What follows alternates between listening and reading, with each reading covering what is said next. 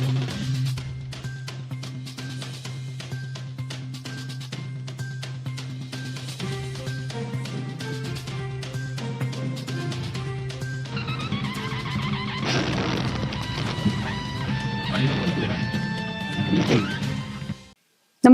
आपण पाहता Hirkani news. Hirkani news प्रत्येक क्षण ताज्या घडामोडी आणि महत्त्वाच्या प्रत्येक बातमीसाठी नेहमीच पोहण्यासाठी गेले आणि परतलेच नाहीत. नाथसागर धरणात 45 वर्षीय व्यापाऱ्याचा दुर्दैवी मृत्यू.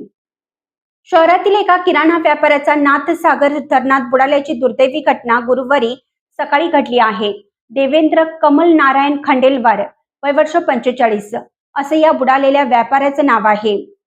घटनेची माहिती मिळताच पैठण पोलिसांसह नगर परिषदेच्या अग्निशमक दलाने घटनास्थळी धाव घेत शोध मोहीम सुरू केली.